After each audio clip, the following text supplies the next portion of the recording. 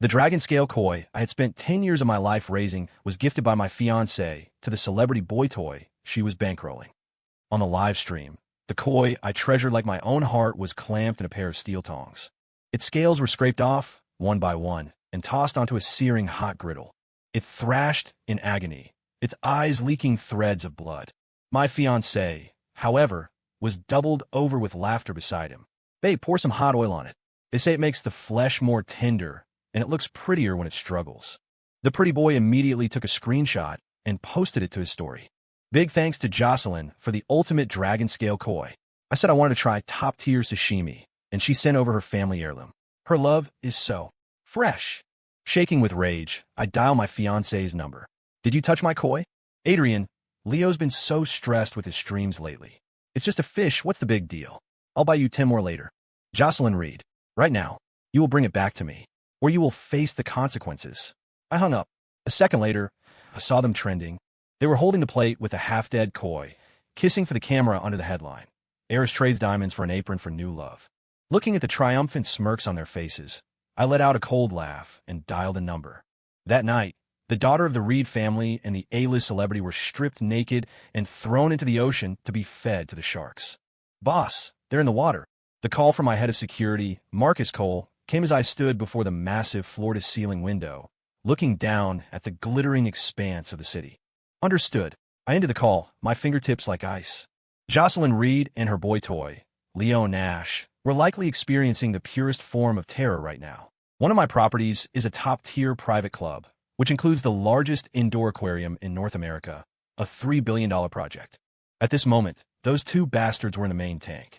There were no real man-eating sharks in the tank, just a few docile nurse sharks and a dozen hyper-realistic animatronic sharks. But for the people trapped inside, in the dark and freezing water, the gaping maws and rows of serrated teeth were indistinguishable from the real thing. Death is not always the best punishment. Absolute terror is. My phone vibrated violently, Jocelyn's number. I ignored it. Half an hour later, Marcus called again. "Boss, they're not going to last much longer. We're pulling them out." "Good. Ms. Ree won't stop screaming. Says she's going to kill you." I chuckled softly. "Put her on." Jocelyn's hysterical sobs and curses poured through the receiver. "Adrian, you're insane. How dare you do this to me? I'll kill you. My father will never let you get away with this." I waited until her voice was raw before speaking slowly. "How long did my dragon scale koi struggle on that hot plate?" The other end of the line went silent. "You spent 30 minutes in ice-cold water. It was on a searing griddle while 108 of its scales were scraped off." "Jocelyn, this is just the beginning." "What? What do you want?" "It was just a fish. A fish." I walked into my study and switched on a spotlight. Illuminated beneath, it was a photograph of me with an old man. The background was an elegant courtyard, and in the center of that courtyard was a pond of koi. "Jocelyn, that dragon scale koi was the last thing my grandfather left me. He was fatally injured saving me from a car crash years ago. Before he died, he gave me this koi, which he had bred himself, and told me that to see the fish was to see him. Every one of its scales shimmered with a unique, dragon-like pattern. It was his life's work, a priceless treasure. To you, it was just a fish. To me, it was my family. It was my life. You touched my life. So, of course, I have to take yours in return." The only sound from the phone was the harsh rasp of her breathing. I hung up. A notification popped up on my screen. It was from my chief biologist. "Mr.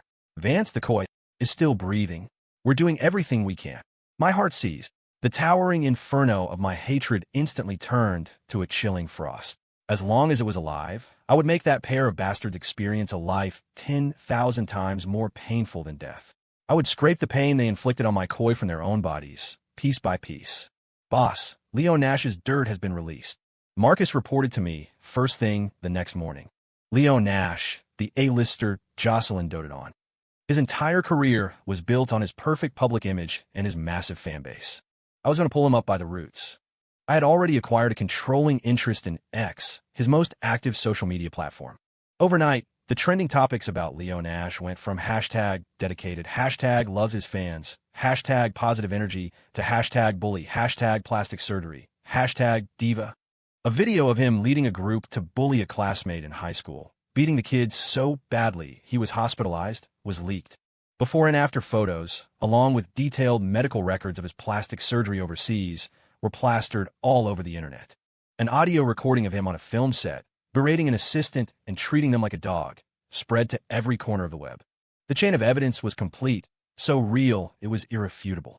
The perfect idol's persona crumbled to dust. The hashtag cancel Leo Nash shot to the #1 trending spot with explosive speed.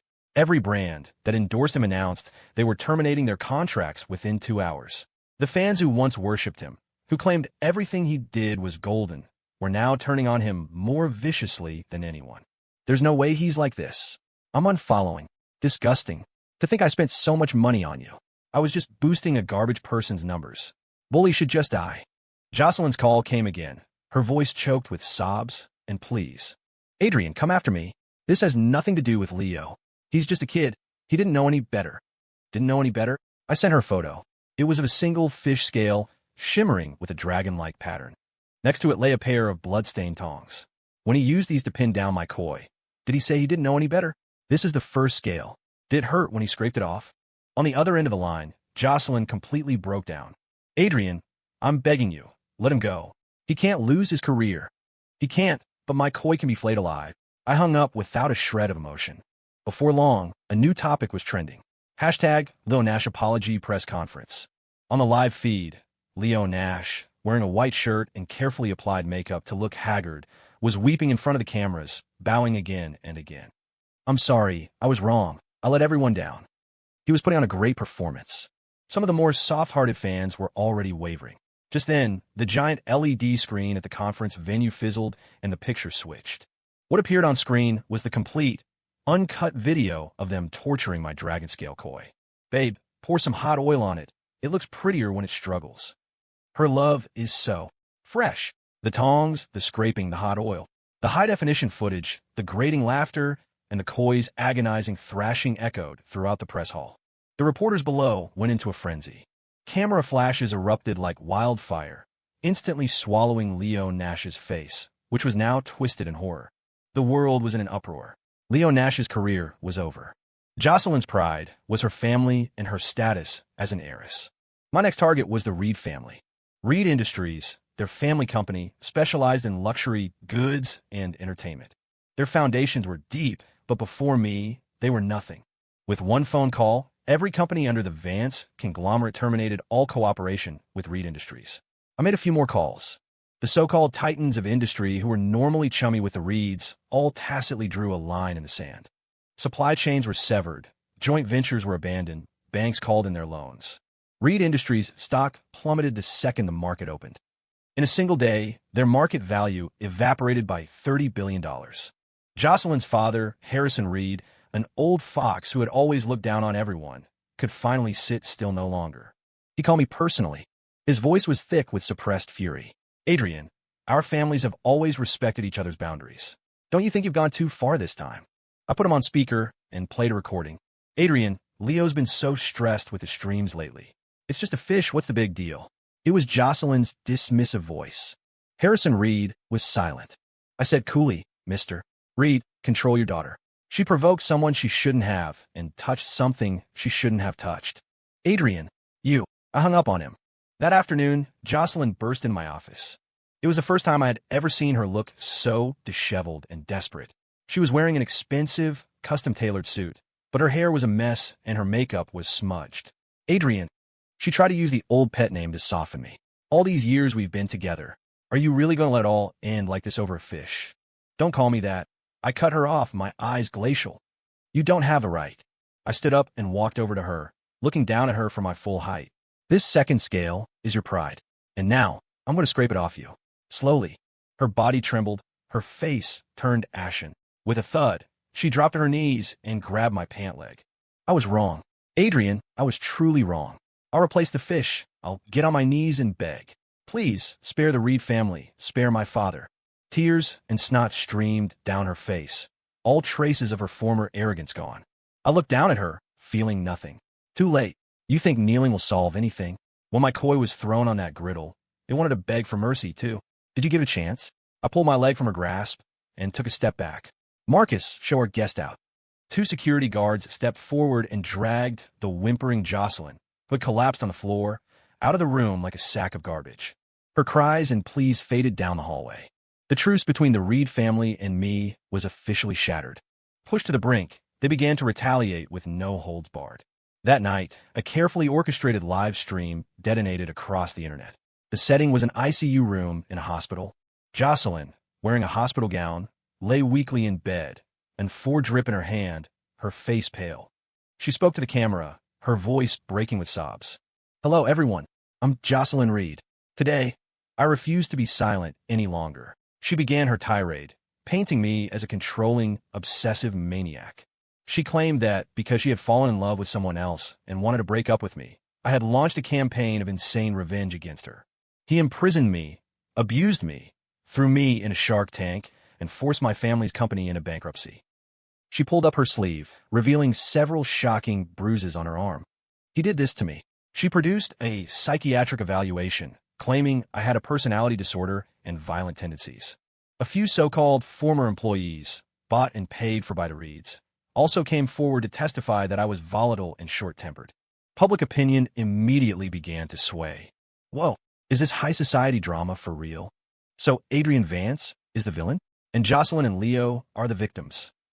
If this is true, that guy is terrifying.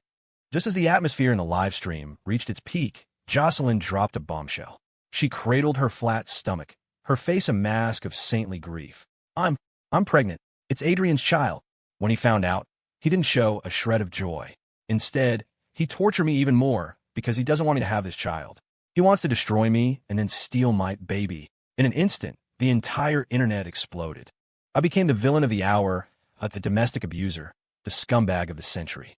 My company's stock began to fluctuate violently. My phone was blowing up. Even my mother called from overseas, her voice frantic.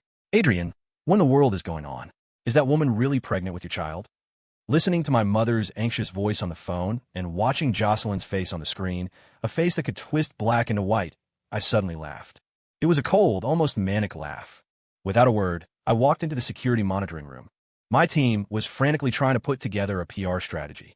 "Sir," I held up a hand, silencing them. I picked up a phone and dialed into Jocelyn's live stream, requesting to join. The connection went through. My face appeared on screens across the country. "Jocelyn, that was a fine performance. But it seems you've forgotten one very important thing." Holding the phone, I walked, live streaming my own view. I entered a private medical lab deep within my villa. On camera, a large cryostasis pod came into view. I tapped lightly on the transparent lid. Due to an accident 3 years ago, I lost the ability to have children. All the medical reports are right here. I held up a stack of documents for the camera to see. In the live stream, all the color drained from Jocelyn's face. The smile on my lips deepened. "Whose child is in your belly? Do you need me to run a DNA test for you? Or perhaps we should just ask the man himself." My camera swiveled abruptly. The feed showed another room. Leo Nash was tied to a chair, his eyes wide with terror. And standing next to him was someone neither he nor Jocelyn ever expected to see. Jocelyn's father, Harrison Reed. He was staring intently at the screen, showing his daughter, his old face contorted by an absolute, soul-crushing rage. He thought I had invited him here to negotiate. He never imagined it would be to watch a front-row performance of the melodrama his daughter had directed and starred in. The live stream was dead silent. On screen, Jocelyn's face was as white as a sheet. Off-screen, Harrison Reed's body was shaking uncontrollably. "You shameless girl!" With a deafening roar, Harrison lunged at the monitor in front of me, as if he could tear through the screen and strangle his daughter with his bare hands. "You have utterly disgraced the Reed family name." The entire online audience saw it all. A father, driven to a complete breakdown by his own daughter's lies and audacity. I didn't stop him. I simply had my personal physician step in front of the camera and calmly and professionally state the facts of my medical condition, presenting the diagnostic reports issued 3 years ago by a world-leading medical institution. The evidence was ironclad. Jocelyn's mountain of lies was torn to shreds. She completely panicked, screaming incoherently at the camera, her finger pointed squarely at Leo. "It was you. It was all you, you bastard. This was your stupid idea." Leo, tied to the chair and petrified by the sight of the demonic-looking Harrison Reed, screamed back. "You said it yourself. You said if he got pregnant with Adrian's child, he would soften up. That would save the Reed family." The lovers who had been kissing for the cameras were now tearing each other apart like rabid dogs in front of the entire world. The curve of my lips was cold and mocking. I cut the live feed. The world was quiet again. I turned to face Harrison Reed. who looked to be on the verge of a stroke. "Mr. Reed, now do you believe me? Do you see what your precious daughter is truly made of? Not only did she single-handedly destroy your family's legacy, but she also cheated on her future husband." Harrison's eyes were bloodshot as he glared at the bound Leo Nash. I handed him a document. "Transfer all of Reed Entertainment's shares to me. I'll let you declare bankruptcy gracefully. You won't have to live out your final years in misery. Otherwise, I don't mind making sure the Reed family disappears from this city entirely." Harrison Reed swayed on his feet. Finally, as if all the strength had been drained from him, he collapsed into a chair. With a trembling hand, he signed his name on the document. After signing, he looked up at me, his eyes holding a look of near supplication. "Adrian, my boy, this person, can I be the one to deal with him?" His finger pointed at the quivering Leo Nash. I smiled, though it didn't reach my eyes. "Of course. He is, after all, the future of the Reed family. It's only fitting that you, his father-in-law, should be the one to discipline him personally." I got all the shares of Reed Entertainment, and Harrison Reed got the right to dispose of Leo Nash. To vent his rage and to grovel before me, he took Leo to an abandoned warehouse on the outskirts of the city. Marcus streamed the live surveillance feed to my tablet. On screen, Harrison Reed, a man who had lived a life of luxury, was personally directing his men. They set up a giant metal plate. They used a blowtorch to heat it until it glowed red-hot, a perfect replica of the scene from Leo's live stream. Leo Nash, stripped to the waist, was held down by several men and dragged toward the scorching metal plate. He let out a blood-curdling scream, struggling with all his might. "Mr. Reed, Chairman Reed, I was wrong. I'll never do it again." There wasn't a shred of pity on Harrison's face, only a manic glee. "Scream. You're such a good actor, aren't you? Give me another performance of you in agony." His men threw buckets of ice water and ladles of hot oil onto the griddle. Leo was like a fish being pan-fried, screaming and jumping on the searing metal. "Didn't you want to try some top-tier sashimi? I'll let you have your fill." Just then, Jocelyn was brought to the scene. When she saw her beloved babe being tortured into something inhuman by her own father, she let out a piercing shriek and fainted. When she was revived with a splash of cold water, Harrison grabbed her by the hair, forcing her eyes open. "Look, take a good, hard look. This is the man you chose. This is the ruin you brought upon our family." Jocelyn's eyes were filled with nothing but endless terror and despair. I watched the scene on my tablet, my heart unstirred. I even found it a little boring. Just then my phone buzzed. It was a message from the biolab. "Mr. Vance, the koi's vital signs have stabilized. Although it lost most of its dragon scales and its appearance is severely damaged, it survived." I stared at the words for a long time. The roiling hatred in my chest had finally found an outlet. This amount of pain was not nearly enough. I called Marcus. "Tell Harrison Reed to stop. The real show is just beginning." I needed Jocelyn and Harrison Reed to truly understand what it was they had destroyed. I held an unprecedented online press conference. The theme of the conference wasn't the Reed family drama or the Leo Nash scandal. It was about a major breakthrough at my biotech firm, Genesis Biosciences. I stood on the stage, and on the large screen behind me was a photograph of a fish scale, magnified thousands of times. On the scale was a complex and mystical pattern that glowed with a faint golden light, like the scale of a dragon. Many people have wondered why I would go to such lengths for a single fish. Now, I'll give you the answer. I began to explain. My grandfather, Arthur Vance, was not just the founder of the Vance conglomerate. He was also a world-class biologist, vastly underestimated by his peers. He had spent his entire life researching genetics and regeneration, and that dragon-scale koi was his most brilliant creation. It was no ordinary koi. It was a unique life form created by my grandfather through decades of gene induction and selective breeding. The dragon scales on its body contained a special active protein. This protein possessed regenerative capabilities beyond imagination. My grandfather entrusted it to me, hoping I would complete his unfinished work. It wasn't a pet or a family heirloom. It was the key to unlocking an entirely new era of medicine. Its value cannot be measured in money. It could have saved countless patients suffering from burns, disfigurement, or even lost limbs. I presented the lab's preliminary research. The active protein extracted from just a few of the koi's fallen scales, after being diluted and purified, had already shown astounding restorative effects in animal trials. The world fell silent. In that moment, everyone understood the true meaning of that fish. The news was everywhere. Genesis Biosciences stock shot into the stratosphere. Meanwhile, in the Reed family mansion, Harrison Reed was watching the news on television. The remote control slipped from his hand and clattered to the floor. He finally understood that his daughter, for a moment of cruel amusement, had personally destroyed a medical miracle worth hundreds of billions, perhaps even trillions. It was a golden opportunity that could have elevated the Reed family into the highest echelons of global power. Harrison Reed sprayed a mouthful of blood and collapsed. He'd had a stroke. And Jocelyn, the moment she saw the news, froze. Her eyes were vacant as she slumped to the floor, muttering the same words over and over. A key. A new era of medicine. Not fish. She had lost her mind. Just then, my phone received a text from an unknown number. It was from my old rival in the biotech field, an equally powerful and ruthless man from a prominent family, Julian Croft. Adrian, my congratulations. You've not only changed the world, but you've also made yourself countless powerful enemies. They're going to want that fish, too. Julian's text was both a warning and a challenge.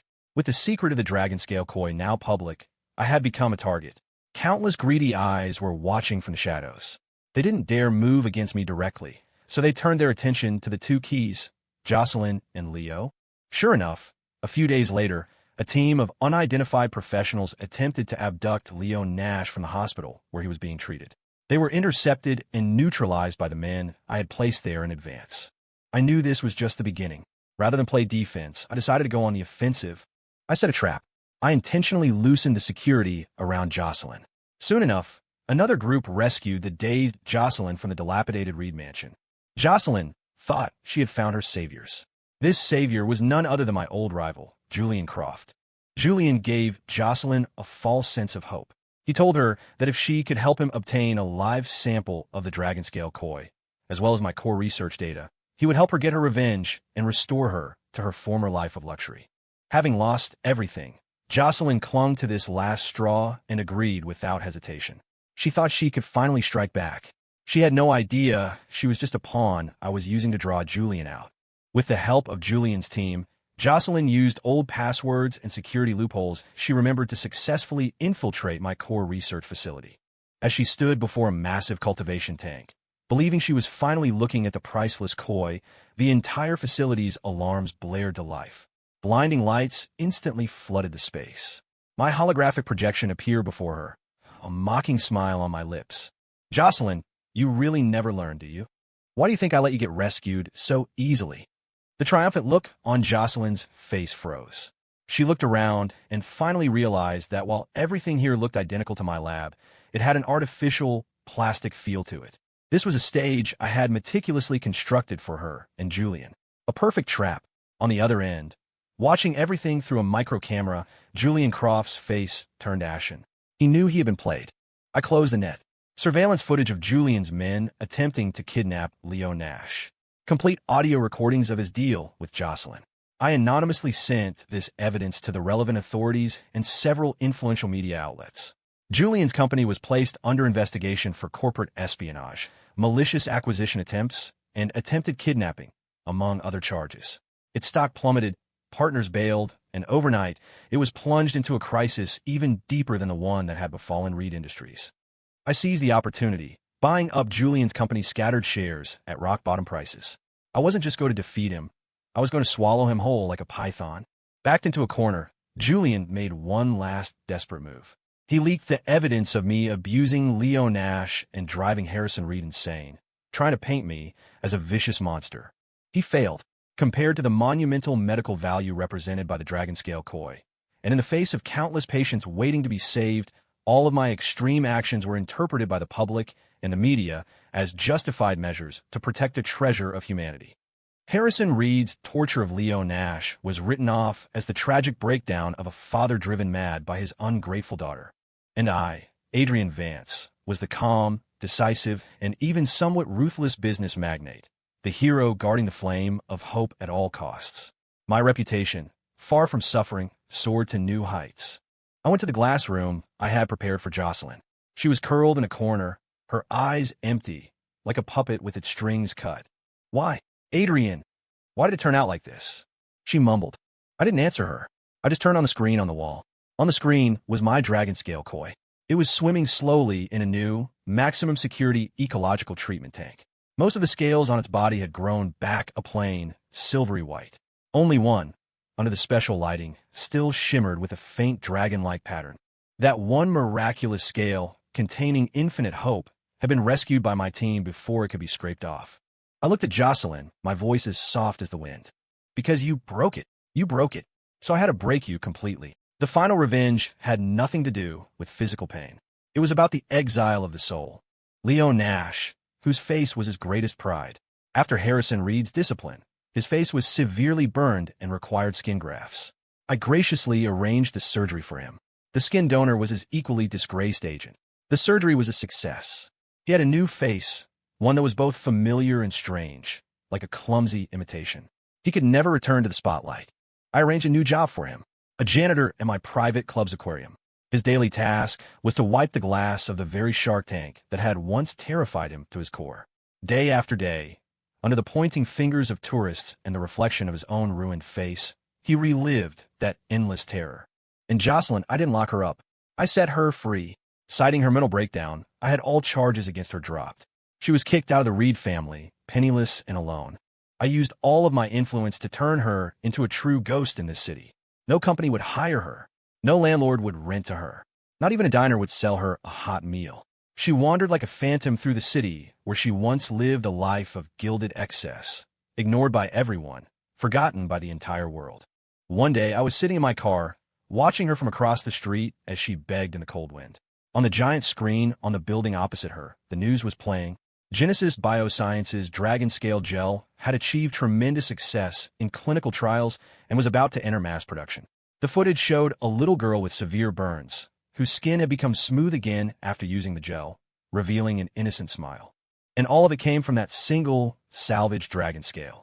Jocelyn stared blankly at the screen, then looked down at her own filthy, chapped hands. She suddenly started to laugh. And as she laughed, she began to cry. The sound was shrill, insane, the echo of a complete and final collapse.